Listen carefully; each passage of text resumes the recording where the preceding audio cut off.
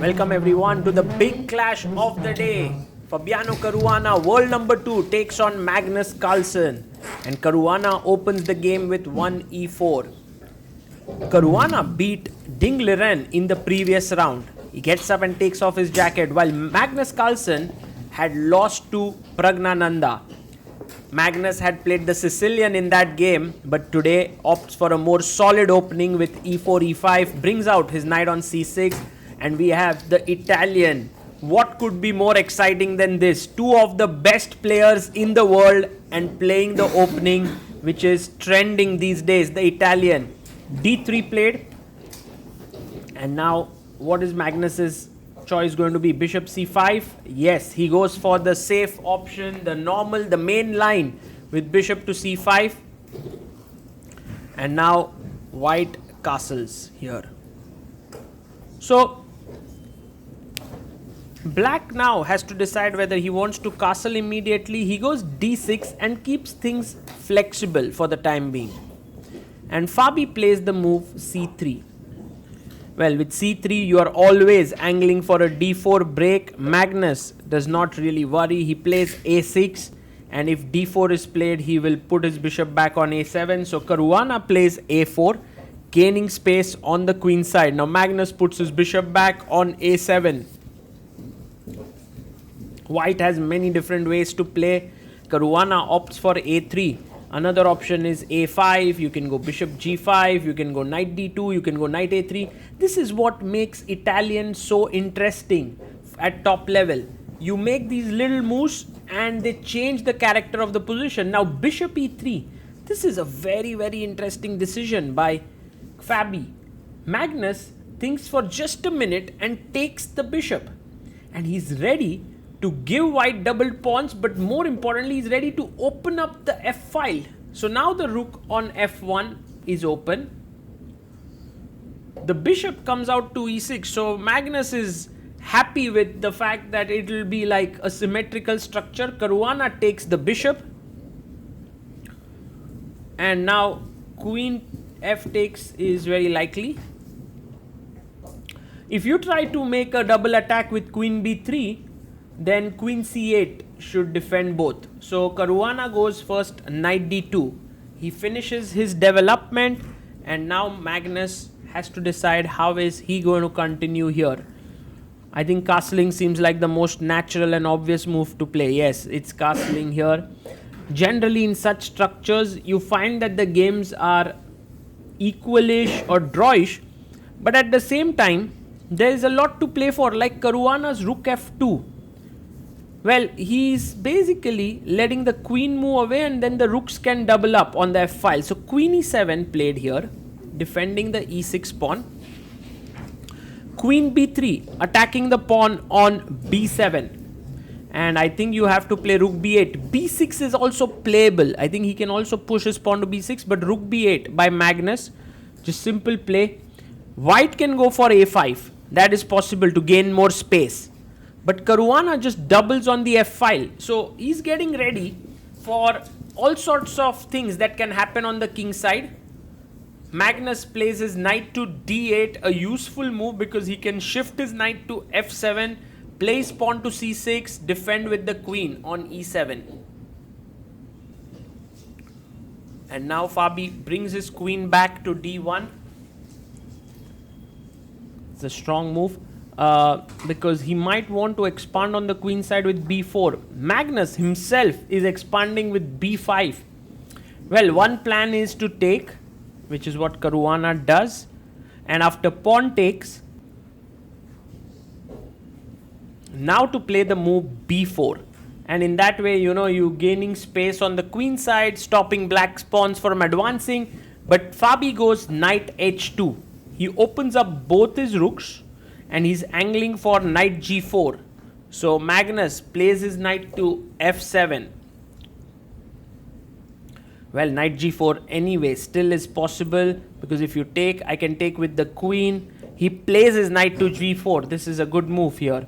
And you have to be alert for some sacrifices that can happen in this position.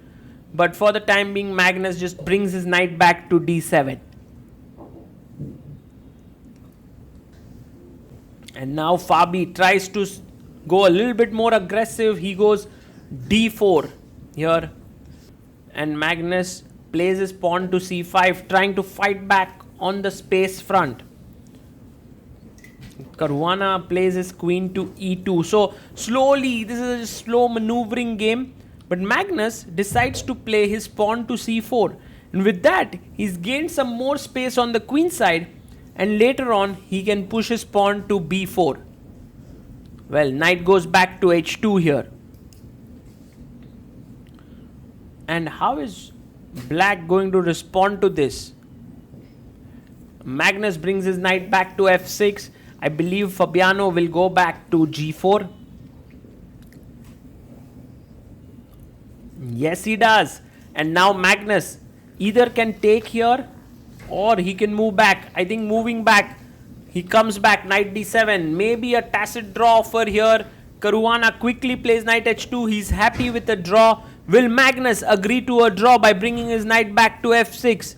You can see him thinking for quite some time. And after 12 minutes of thought, he goes rook a8, fighting on. This is what makes Magnus Carlsen truly special.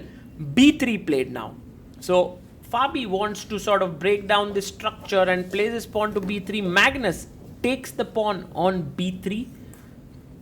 Now taking on b5 would be absolutely incorrect because after rook b8, this pawn on b3 is very strong. So he plays knight takes b3 and now rook c8 is played, attacking the pawn on c3. Queen comes up to d3. Well, you could have traded the b5 pawn for the c3 pawn, but for the time being, he feels that queen d3 is a logical move here. And Magnus plays his knight to f6. Magnus being very calm, cool and collected here. Caruana goes back to d2, defending his pawn on e4. And now the queen comes to c7, attacking the c3 pawn once again. You have to take the pawn on b5 as Caruana. Yes, he takes. And now Magnus can come in and snatch the pawn on c3. The only reason why Black can claim to have a small edge here is because now the e3 pawn is hanging. So perhaps it has to be dealt with slightly carefully, because if you go queen e2, you already are losing the d4 pawn. So that's the reason why he plays knight f3. And his point is that he wants to win the pawn on e5. Magnus goes and chops off the pawn on e3. But now you have d takes e5 happening.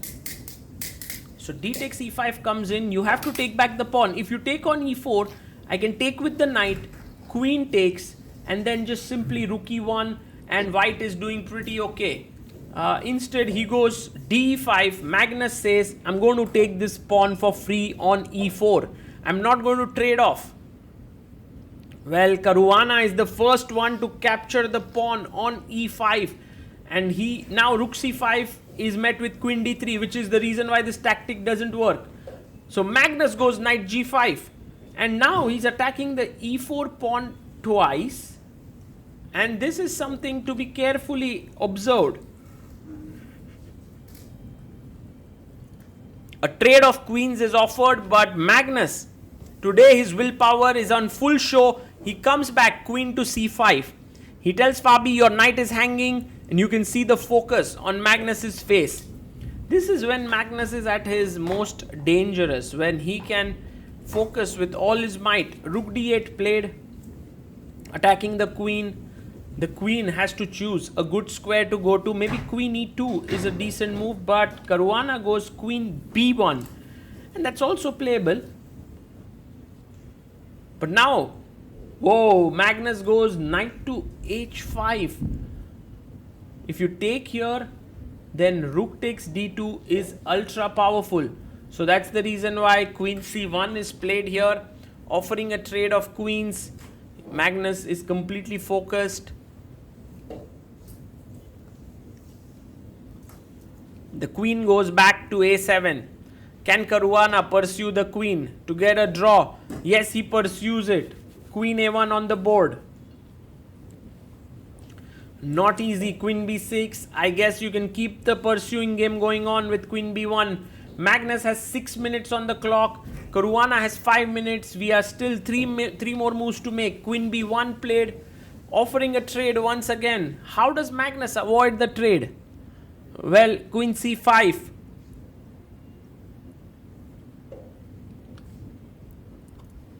And Caruana continues to pursue the queen to exchange it. Magnus finally goes behind. Now what is there more to play? You have an equalish position.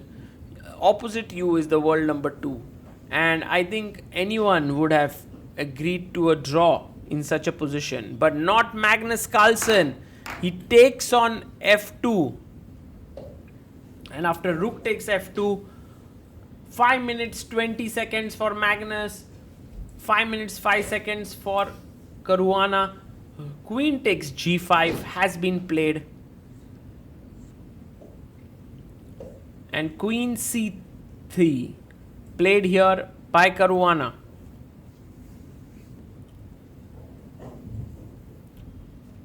And now Magnus brings his knight to g3. So he's looking at some sacrifices on d2 followed by picking up the pawn on e4.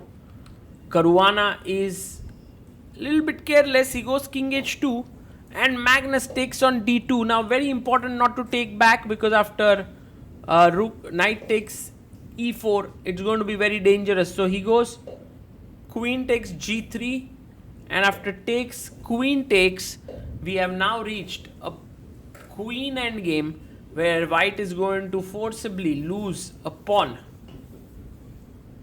King g1 played, queen chops off the pawn. Magnus Carlsen is one of the greatest queen endgame players. There's no doubt about it. The way he plays queen endgames is an absolute symphony. That's because his theoretical knowledge is excellent, and so is his understanding of the positions and the pieces. He goes queen e7. Caruana is not going to give this up easily. He knows that he can hold a draw, and that's the thing here. Two youngsters having an ideological battle here between each other. Queen e8 played. Well, if Caruana wins this position, he will be very close to the rating of Magnus Carlsen. But right now it seems that he has no opportunity to win this. Queen e7 played, attacking the pawn on h4. How will Magnus win? This is also a question. He first goes queen d4. This is the thing about Magnus. Just try to learn. He first always improves the position of the queen regardless of anything. Check, king h2, and queen comes to f6. So first improving the position completely.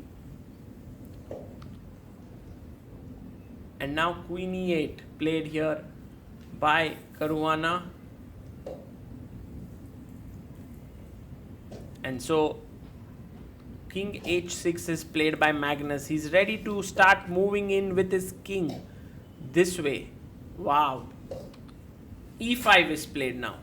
The pawn is slowly moving ahead. This is the pawn on whom Magnus has put all his money.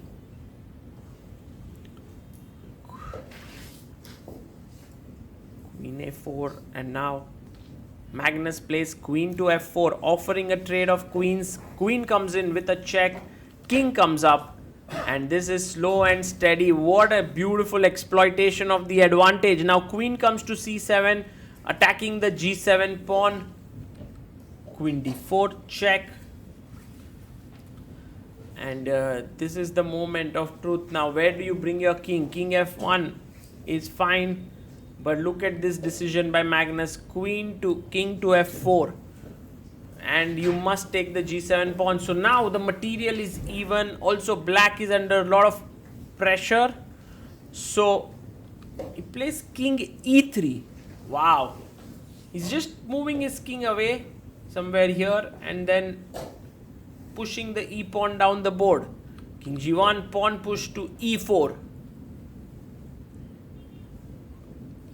And now Fabiano Caruana needs to think quickly. He has just few seconds left on the clock.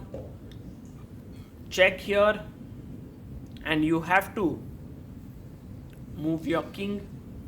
But where exactly? He goes king e2 check. h1 pawn comes up to e3. And well, what does Caruana do? This entire structure with the queen right in the center and the pawns and the king is really good for him. For Magnus, queen check by Caruana. King comes to f2. The position is still a draw. If Caruana plays it carefully, he needs to give a check on a2 and after e2 play queen f7 check. That's the only way forward. Fabi needs to find this way to draw, but he plays king h2 with very little time on the clock.